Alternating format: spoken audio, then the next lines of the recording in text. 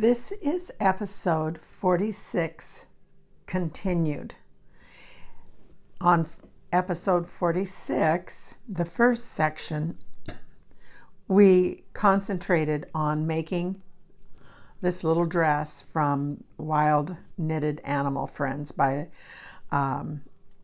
we've been working on, and so we're going to continue making the dress. I just put it into two videos because the video is getting a little bit long, and I want to spend some time working on intarsia, which is how we're going to do the flower on the dress. And this is our chart, so you're going to learn how to do this chart, how to read it, and we're just going to tackle it row by row. So I have finished up row 32. And if you're knitting along with me, I've actually completed row 32, and that is the row that tells us to put 2 markers on our row. If we read it here, it's the knit 3, which we've done in the contrasting color, and then there is a knit 15. A lot of things are happening on this row. So you knit 15, and then you make 1 right and you make 1 left. There's an increase, as you can see, happening under the arm, which would be the side seam here. And then it has us knit over 18 stitches, which is where we are right here. And we are to place a marker, which I did. And then it is knit 19 and place a marker, which that's the marker at 19, and then you knit to the end of the row. Finish making, of course, the make 1 right and make 1 left increase under this arm here. So I'm all set up at row 32. Now it tells us to look at the flower chart, and it's worked over the next 46 rows. And you look at this chart and you think, oh, how are we going to do that? Well, I'm going to tackle that with you. When I sat down to really look at this, I thought, oh my goodness, what have I got myself into? But I think if we just take it row by row, hopefully I can explain it in such a way that it will be clear to you. So we just have finished a knit row, which now, of course, the next row is a purl row.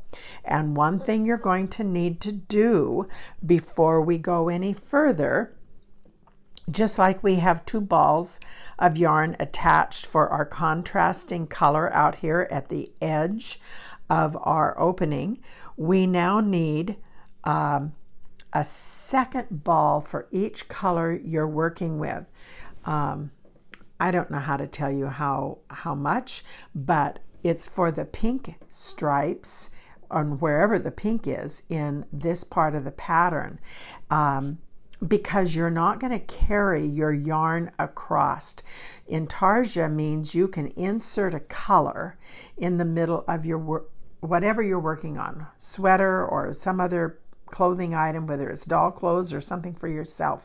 You will learn how to insert color that isn't carried all the way across all the rows. So get yourself set up. So each one of my colors I now have 2 balls of yarn for, and the white here, it's kind of a creamy white. I don't have a real stark white in my stash right now, but this creamy white's going to work, and this is what we will use in the flower. But let's go and finish looking at the instructions in italics here, that this is the chart's going to be worked over the next 46 rows in stocking knit stitch and using intarsia method, and she has an explanation back here for intarsia. And you start at the bottom of the chart, in this case in the left hand corner, because we're on a purl row. If we were working on a knit side and you begin a chart, you would begin over here on the right side. And I do have to say, this is the first intarsia that I've done that's actually started it on a purl row. But all that means is you've got your yarn. Our next row is a purl row, and so you're going to start here to the left of your chart. I'll work you through that. And it's the wrong side from the left to the right, and right side rows are from the on the chart are worked from the right to the left. So we're going to be reading this first row here of the chart from the left over to the right. I know that seems awkward, but it works. So then after row 32, we are to knit 3, which is our typical knit 3 right here. And then it says purl to marker and work flower chart. So I'm going to do that. I'm going to here on this side, I had my work turned so I was looking at the wrong side, and you can just tell you're going to have yarn. You're kind of out of the camera view for my yarn laying down here, but trust me, it just is looks tangled, but I'm actually going to be able to work with it. So on the purl side here, make sure I'm got us here. We are okay, and here's the little ball of yarn, which I'm probably going to have to make another ball of yarn for this. Make sure I get the right one. This is the ball I'm working off for that. I knew something wasn't looking quite right there. Take the time to untangle, which is what I'm going to do right now before I go any further, so that this is, I mean, you can't keep it 100% untangled. Just know that. You would be spending all your time, and you're going to learn to be okay with it being a little bit messy. Can I say that? So I'm going to knit my first 3 stitches like we do at the beginning of every row. Okay, and now my next color that I'm working with is still this. She didn't have us change colors yet, so I'm still working in my border color, which is this stripe right there, and we are to purl to the marker. So I'm going to purl right over to this marker right here. Now this is where we just got through working with this color for the border, and we don't have to worry about catching it like we did some of the contrasting colors because it's all on the same ball of yarn. You'll see what I mean when I start knitting. That's tucked in right close there. If that was a different color that we were working with like previous, then you want to make sure your tension's pulled up, but it's the same color. So on this row we don't have to be too concerned about that. So we're just purling over, and you're using whatever method you use to knit. You might be throwing, or you might be doing continental or some version of continental. We all seem to have a little different twist to things, and our hands hold the yarn a little different. It doesn't make any difference as long as your gauge is consistent. Figure out what works for you. Okay, almost to the marker, and then we're going to look real close at the chart. All right, I'm going to slip the marker, okay, and then we're going to come over here. Hopefully I can get this real good view for you. And we're right here on this left corner, and it actually has a 19 there. And we're going to count 1, 2, 3, 4, 5, 6, 7, 8. There's 8 stitches of this orange color before we start the white flower. And I'm going to knit right up to where that white part of the flower at stitch number 11. What did I say? 3.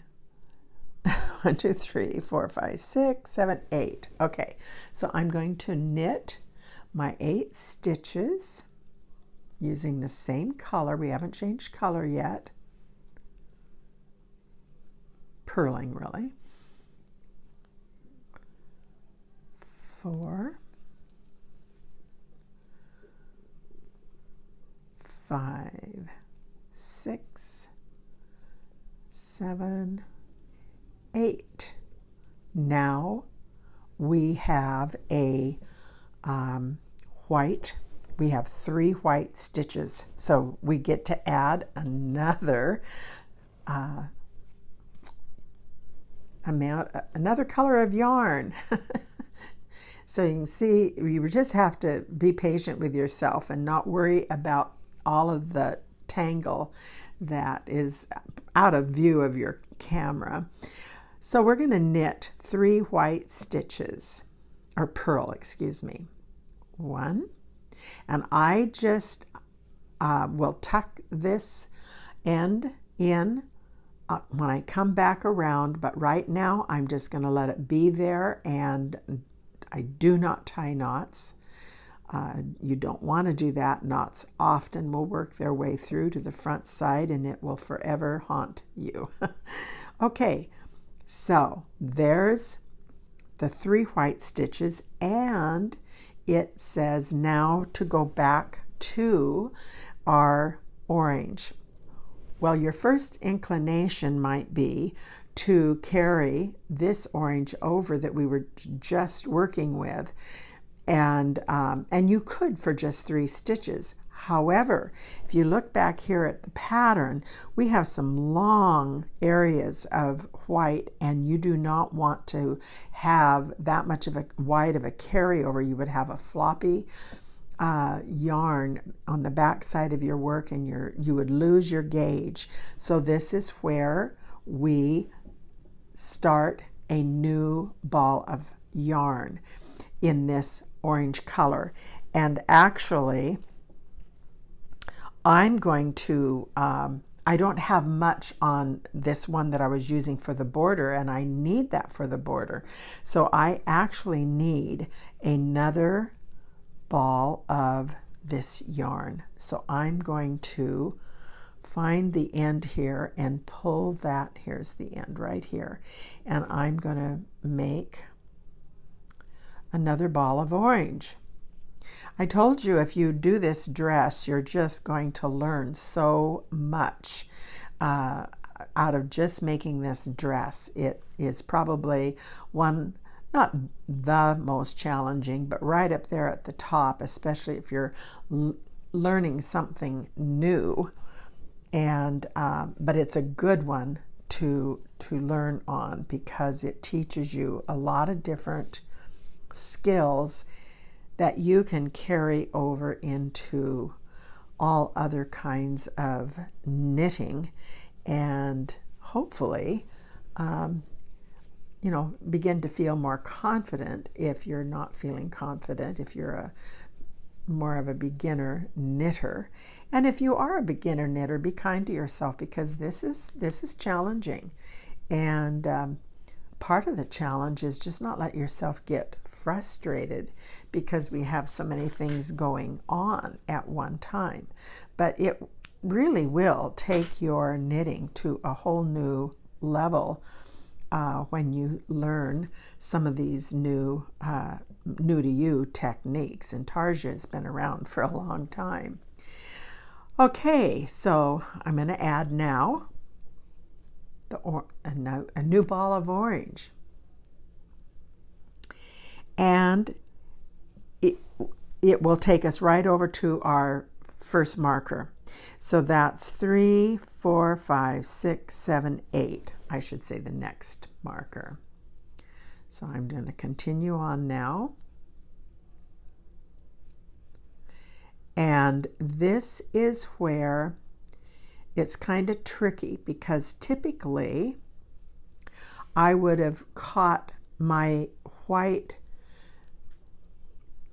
yarn in that stitch, but it's kind of hard when you're adding a color right along where you want to catch a stitch. So I'm going to catch my white in this next stitch, just so it's anchored, just so I don't get a gap there. So, you know, you can cheat and do that on the second stitch.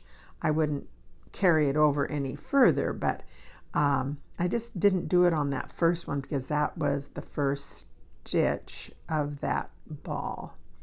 Okay, so now we're knitting over to the marker, and that will put us on the right hand side of the chart. And that's slip that stitch. We've now done that first row of the chart, and we'll tighten up all of these stitches when we come back and knit on the next row. But we're going to finish this row. This is actually row 33. So I'm going to finish knitting across.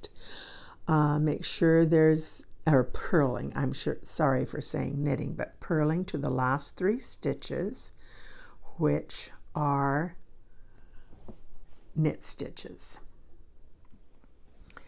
Okay, I'm just right here, knitted right up to my 3 stitches that are supposed to be knitted.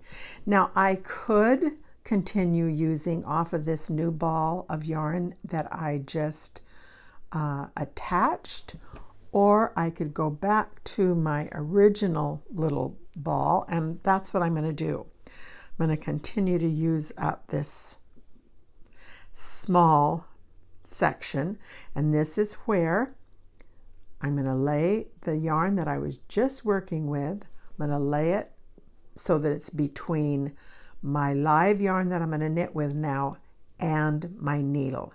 And when I do that, I know there's not a lot of color contrast here, but it catches the yarn I was just knitting with is going to get caught in that stitch when I knit. And we'll be able to tighten up our tension. Come back and snug that up here in a second. Okay, so this is the yarn that I worked the stripe coming across. I've caught it in that first stitch here of the knit 3, and it just pulls my tension nice and tight, and that will get further put together when we knit back now on that row. So we've completed row 33. Put my little sticky note up here so I can see from a distance and not lose my place. So now we're on row 34, and we do the knit 3, and then we're going to knit to the marker and work the flower chart. So I'm going to do just that. So I have my yarn that I just was knitting with for this outside border. So I'm going to use that. We haven't changed colors yet. We're still on the orange. Get myself kind of straightened out here. And you just have to learn not to let all the thread here get too stress you too much. We'll stop and straighten it out every so often and try to keep an eye on it as you go to prevent as much tangling as possible, but it's impossible not to have a bit. So let's do our 3 stitches in knit of the border color. And I'm going to drop this ball that I just did the 3 stitches in, and even though it's the same color, I'm going to go back and pick up the orange that we had just attached on the previous row, and I'm making sure that I've got the yarn from my 3 stitches being caught between my needle and my live yarn. We've been doing that each time on each of the previous rows, so that should feel pretty familiar to you. And we're going to knit over to the first marker that we come to.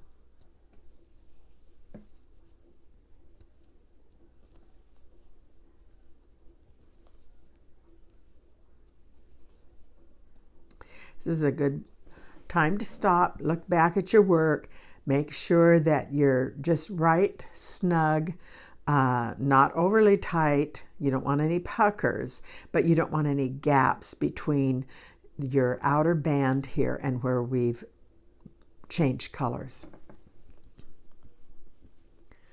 If you find that it's real sloppy, I'm going to tell you to pull your work out and go back and fix it, because you're never going to be happy with the work. So it's better to take your time and don't, there's no shame in tearing out.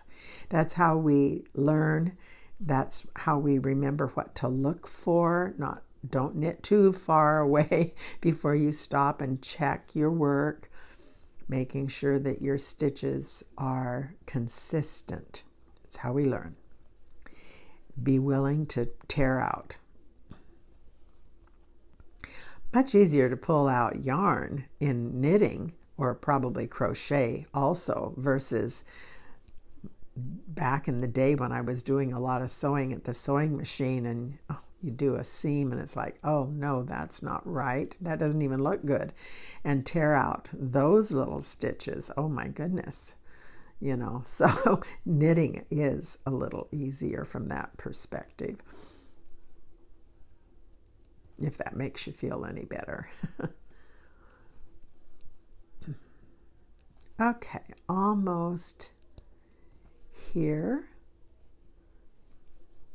at my marker.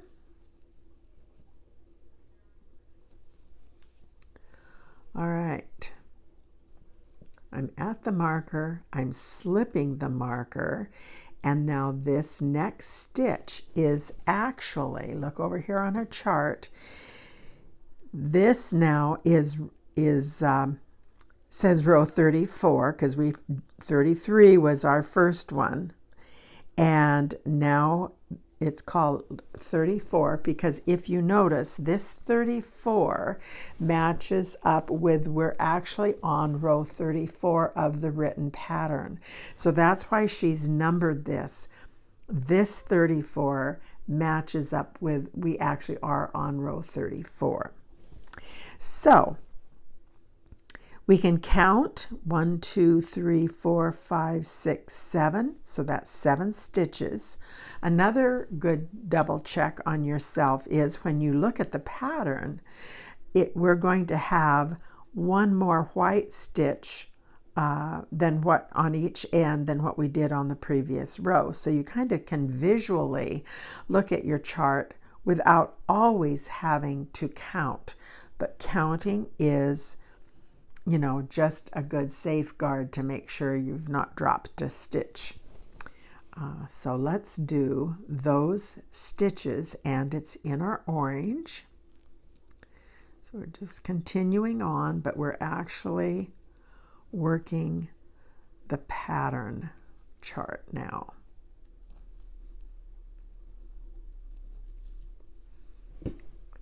Okay. Now we're here and we need to pick up the white. So we're going to try to isolate the white yarn. Myself a little more here to work with. And make sure you've got the live yarn, not the tail.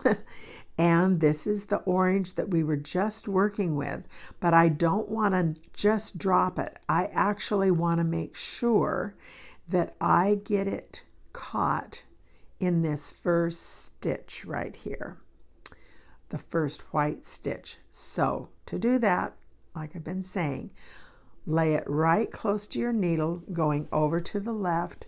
We pick up the white, and when we do this first stitch of the white, we actually have our orange secured right behind it. And when we come back across, you will see that will all snug up nicely. So let's knit our 5 white stitches. When we look at the chart, there's 5 white stitches. And this is a little loose because this is where we added the white, but we're going to get that all tucked in here in a minute. So there's our 5th. Don't worry about that it looks loose. Just pull to the back. Take our tail where we started the white and just give everything a little snug. And we look at it from the front side and we can tell that snugged up pretty good. You don't want to over snug it. But now we're ready then to continue on these stitches here on our chart in the orange. So we're going to look back here. We're going to isolate the orange that we need, that we're going to work with. Now we're going to remember to snug in our white that we were just working with. And here is our tail. Now you can leave that tail just dangle until you get all of this done, and then you can go back with a needle and weave it in on the back side. But here's what I like to do. I like to weave it in as I go. So what does that mean? Well, let's pick up our live orange that we're going to work with. Make sure that you don't get the orange that you came on this side with. We want to leave that over here for when we come back. This is the ball of yarn that we've added for our left side of the garment. Now I'm not only taking my live white yarn, but I'm bringing the tail along with it, laying it to the left because I'm going to catch it in that first stitch of orange. So here's my first stitch of orange, okay? And now my live yarn that we're going to be working with for the chart when we come back is caught in that stitch. So I'm going to drop it. Just let it dangle back there. However, this little tail piece, I'm going to keep it up here because I'm going to weave it in so I don't have to go back and weave that in later. Whenever I can do this I do a lot of Fair Isle, and anytime I can weave my tail ends in here and not have to go back and weave them in later, I do, because this just seems to be so simple.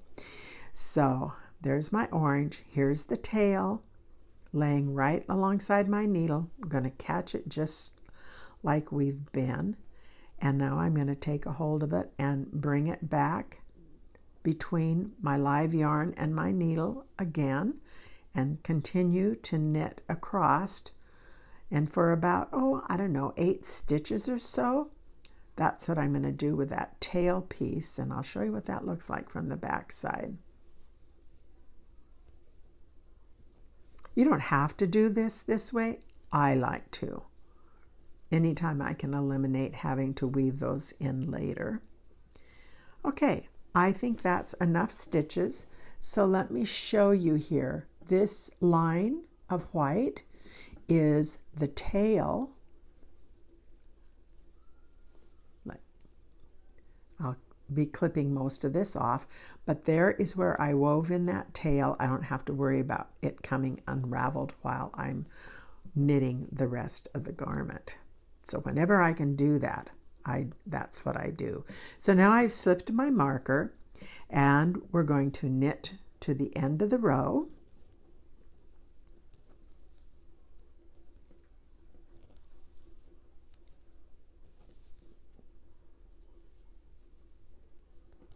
Now I will say about intarsia, it can be kind of picky when you're working with all these colors. It's not hard, it just is challenging to keep your yarn out where you can get at it, untangle it as needed, and not let yourself get frustrated because the yarn is, when you look down at it, it just looks like it is all tangled. And it is. That's just part of doing intarsia. Now, the difference between intarsia and Fair Isle. Fair Isle, we would be carrying the colors all the way across every row, and you don't have more than 2 colors on a row at a time that you're working with. Intarsia, you can see we're working with multiple colors, and you can have many colors on any given row, but you have all of the dangling messy yarn to work with. Okay, we're at the end where we have our 3 stitches, and right back here someplace is my, oh, I don't have another ball of yarn because this is the ball of yarn for that side. So I'm just going to do my 3 stitches, and we're at the end of row, I split that, end of row 34. Wow. So now we've got our flower started, and we're going to come back on our purl row, which will be row 35. But remember, you're following the purl row from the left side of the chart over to the right. And we're on row 35 up here in the written, and it's knit 3, purl to the marker, work flower chart, purl to the last 3 stitches, and knit. So I'm going to go off camera, and I'm going to do all the way up. I think I'll come back on camera at row 44. And in the meantime, you will see we have color changes at row 37. We're adding a new color in there. That's a separate ball for each side of the flower. And I'm going to come back when we start the center part of the flower here. And we'll talk about how to do that. Do I need another ball of yarn for that? So we'll talk about that. But just continue to do what we were doing. Every row is the same. You know how to change colors, because she will tell us over here on row, after we get through row 36, it's changed to the next color. And in my case, that is going to be changing to the yellow. So I'm going to go do that. I think you will be able to follow how to change colors because we've just been doing that here. Now we're just going to have 2 balls for each color. Okay, I'll be back soon. I have completed the dress down to the point of the intarsia is all done. I completed the bottom band, and we'll go up and talk about the sleeve in a moment. I did one sleeve. We'll finish this one with you, but I wanted to have some things here to discuss about the pattern. I think it turned out really great. I have done a light steam. I'll show you the inside, how I've got all of the threads, yarn, all tucked in nicely. One thing I will remind you about is when you tuck in your contrasting color around where, in this case, we have white.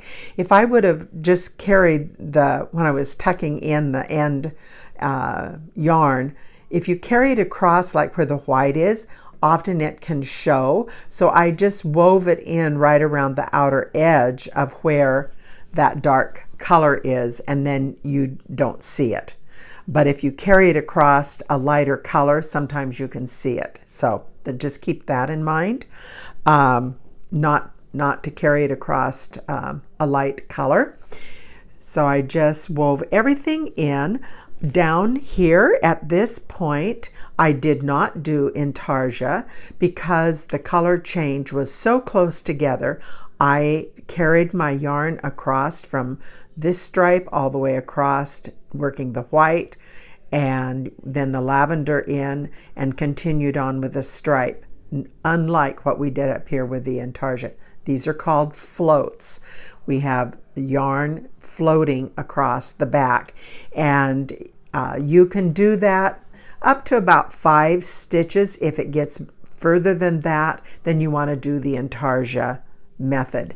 But from the front side, you cannot tell that it was done any differently.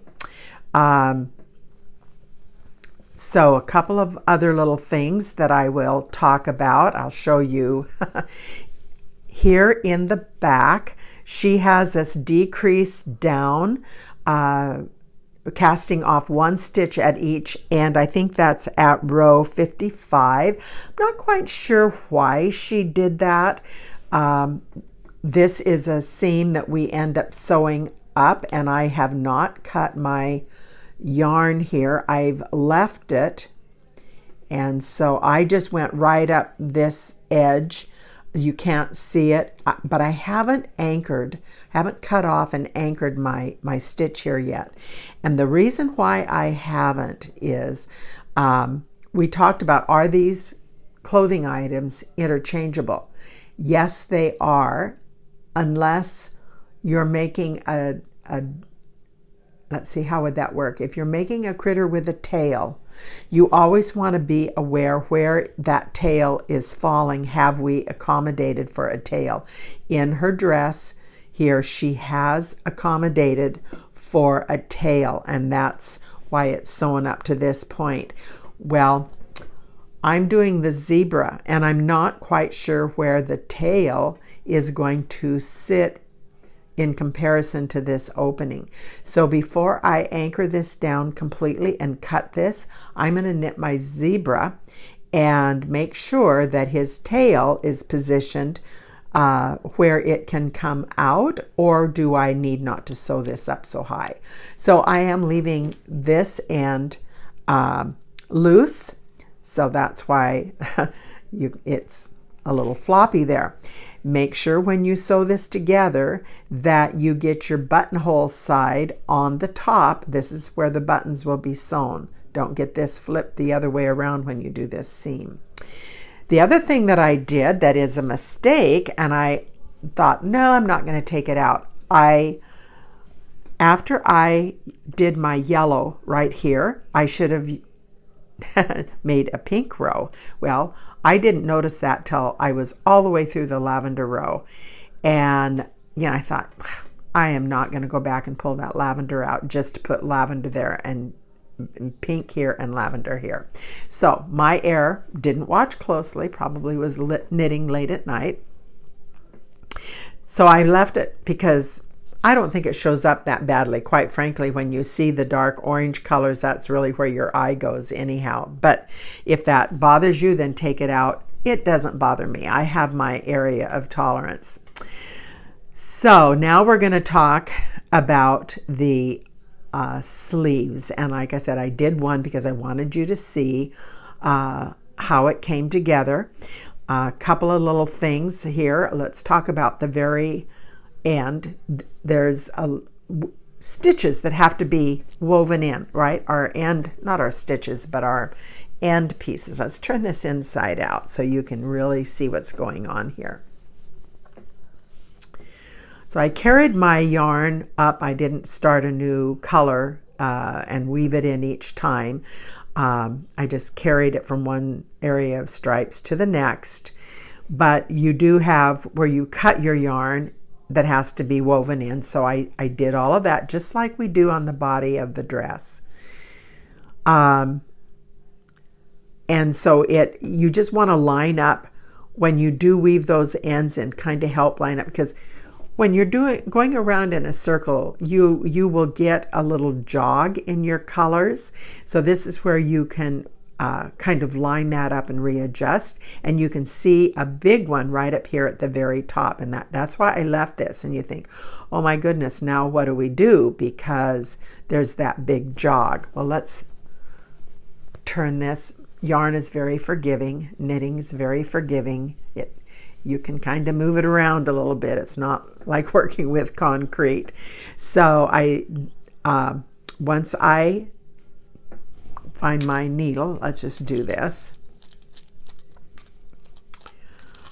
We can just pull that right straight across, and it's going to tuck in and line up just perfect. So don't panic when you get to the end of a row here. You know, if you've ever knit hats in the stripe, you discover this too. So if I take my yarn, my live yarn right here, and I go right straight across to where the first row is and go right into where there's a sturdy stitch, we're just going to pull that right straight across, and voila, we can line that right up. And then I'm going to go down the next row and go across that opening and secure it just a little bit more. And this is really a small area to work with, and even I struggled getting some of my tension. So this isn't the best tension right here. I'll hold that up real close if I can get that real close to show you even my tension is off a little bit here. But it's such a tiny area to work with. It's secure. You can see the jog that you get when you do stripes. You just can't 100% get away from that. If this was on a hat and a larger area to work with, there is a way to, when you connect these two, to drop down and pick up this, and you can kind of pull that jog together a little bit. But in this item being so small, it's under the arm, I don't think it's necessary to worry about, but you know, if you're looking for perfection, you can work on that. So I'm going to take one more stitch and I'm going to go down. See, there's still a little teeny bit of a jog right there. And I'm going to go up here and see if we can kind of align that just a little bit better. Might not be able to improve it much more than it already is, but hey, that's pretty good. So I will just weave my yarn in, and how I weave it in, I go to a color that it matches, and I just work back and forth. I call that the purl bump. Going under a purl bump, it will never be seen from the front side. Just do that for about an inch or so. And that's good. And so we're going to grab our little scissors, and now I don't cut this real short right up to, I leave about, a little more than 1/4 of an inch, 1/2 an inch, but just enough that's going to stay there and not pull out. So that is our sleeve. Now I discovered, always in these garments, it's very easy, and she even talks about it, to make sure you don't get a hole right here under your arm. And I was managed, I'll show that. You've got the raglan opening coming together here, so you've got some looser stitches. That's where the raglan was. And if we were just to pick these stitches up, you would really see, if I pull that together, see we've got quite a little space there. And that's just typical. And there's several ways you can come back with another piece of thread and darn that over if you want, but there are some things we can do when picking up our stitches right now to help close that up, and I'll show you I did it the same way here. So we're going to get rid of our waste yarn, so I got to cut my little knot off there and get my needles out here, and I put my stitches on 3 needles. So I'm going to just show you here how I do that. It's not fancy, it's pretty simple. And if you look on your pattern under the title sleeve, let's just look right over. It says, starting at the underarm, slip the 25 stitches that's on the waste yarn for one sleeve evenly onto 3 double pointed needles, and then rejoin whatever your yarn D color is. And so that's what we're going to do. So this will be the beginning here. I'm not counting. I'm just gonna put those on there, get myself another needle. I still have my waste yarn in there. Haven't pulled it out yet. Usually this works. Sometimes you split the waste yarn and then it's a little struggle, but okay, we're going to let that be our second. Pick up again the rest of these stitches. And sometimes it's a little fiddly, but usually not too bad. Now I used a smaller thread for my waste yarn rather than using yarn that was the same size. So it makes the stitch not all filled up with yarn by doing it that way, and easy to pull out. So let's see if I did this correctly and pull that all out. So there goes away our waste yarn. So let's look at this now. If I line up these 2 stitches right here and here, you can see we have a gap. Well, I've knitted a lot of socks and learned a method for taking out some of that opening looseness.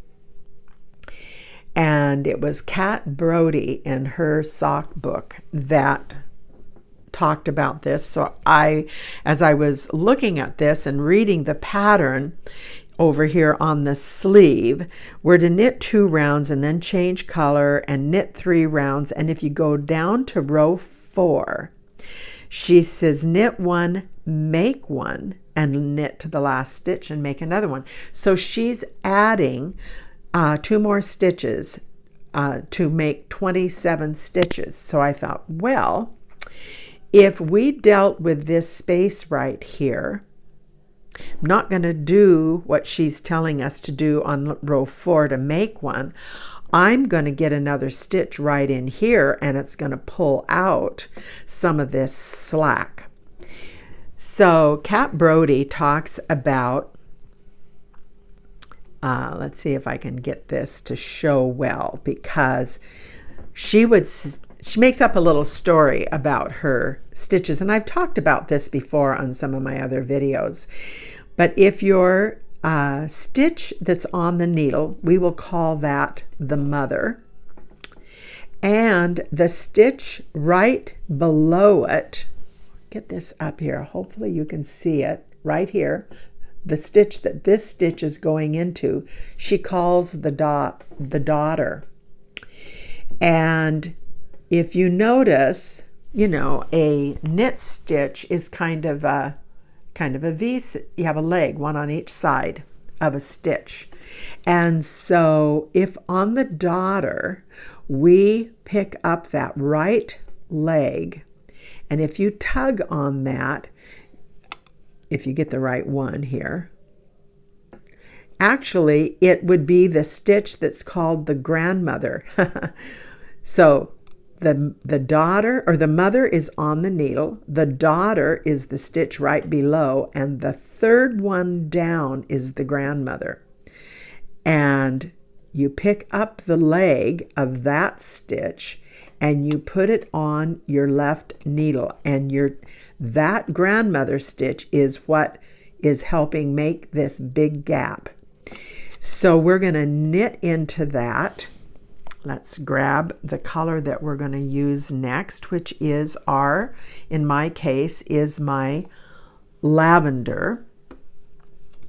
So I'm going to grab my lavender right here, and just going to start knitting into that first stitch that's the grandma, and we're going to slip that off of the left needle. Now we're back to that what was the first stitch, and we're going to knit all the way around. And keep in mind, pull your tension. But because our lavender yarn isn't really anchored into anything, it's going to want to kind of loosen up. So we'll deal with that when we come back around. But we're just doing what she says, which is we are going to knit 2 rows in the lavender. And this is a little tedious, no doubt, because the sleeve is little and this yarn wants to split every once in a while. That's what that was, but I fixed it, I think. And come on around here. Okay. Now I'm not going to do this for every stripe, but I think if I get this row done, you'll be able to finish this sleeve off just fine.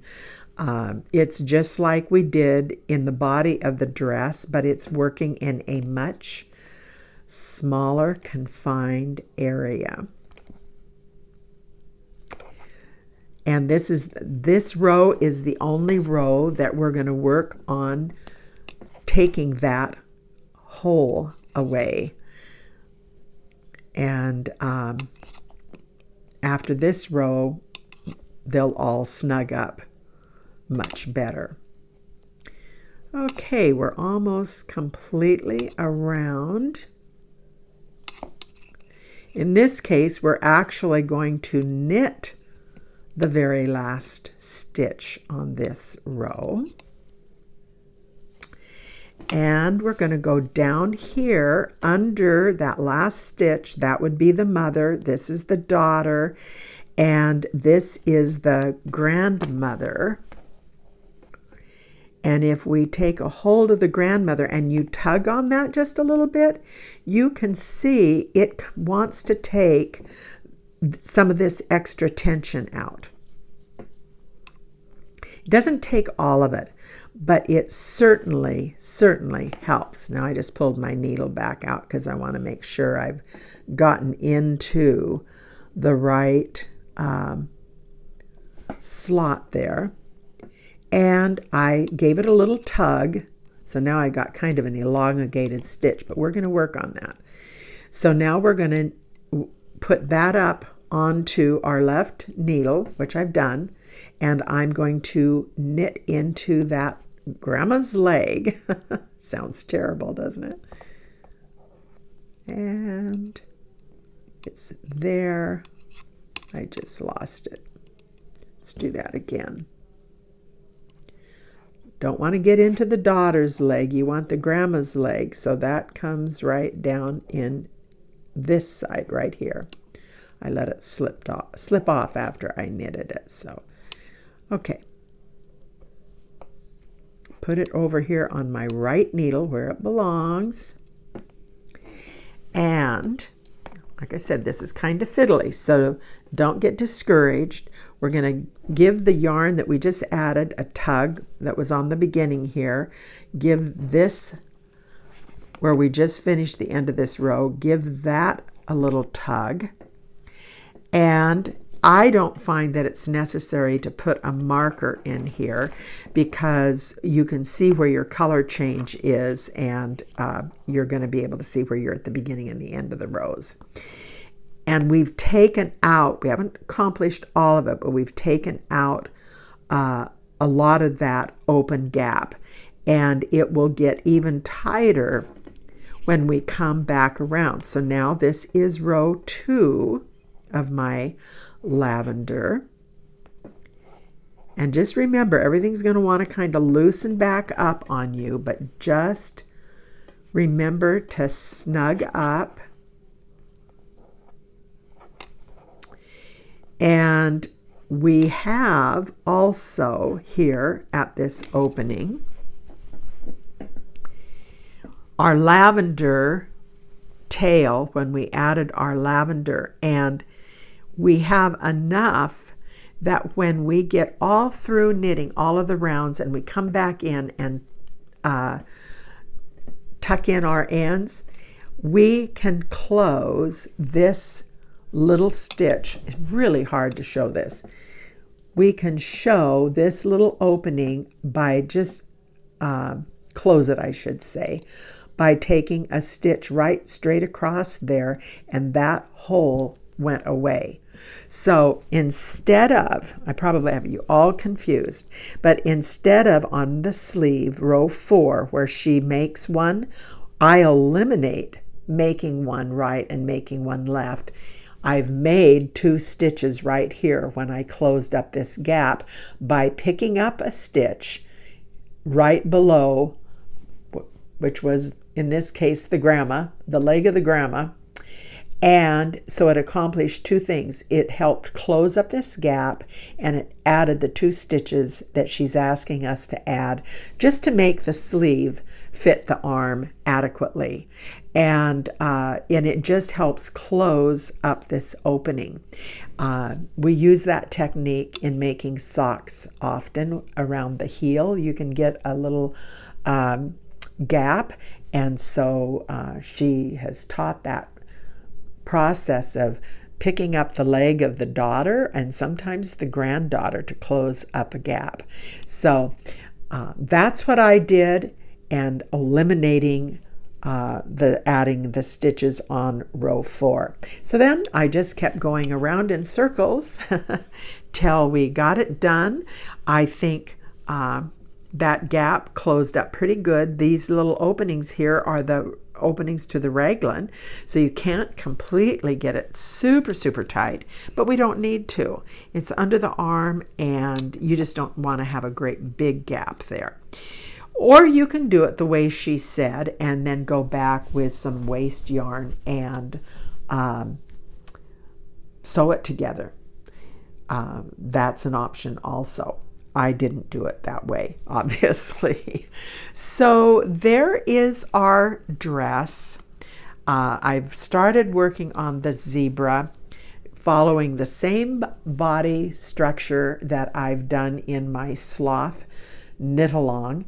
And so I will continue making my bodies the same way. But I'm happy with our little dress. If you've finished it, you've learned maybe some new techniques, and so I hope you enjoy it and have fun with making the dress. If you haven't started your dress yet and you're kind of a new beginner with the knitting and you don't want to use this many different stripes, you can just choose to use 2 colors and eliminate a lot of the frustration of having so many balls of yarn attached to your work at one time. But really, if you accomplish it, you learn a lot. And we're doing intarsia in small places is challenging, so be kind to yourself. I have buttons to sew on back here yet, but I'm pretty content. I think this little dress is going to look cute on our little zebra. Stripes and more stripes. So this is the end of this video. I hope that you have found this helpful. If you like these videos, please hit like and recommend them to friends. Thank you for so many nice compliments, and really I like the good questions, and I appreciate that. It lets me know you're actually watching and hopefully helpful. So take care. Bye now.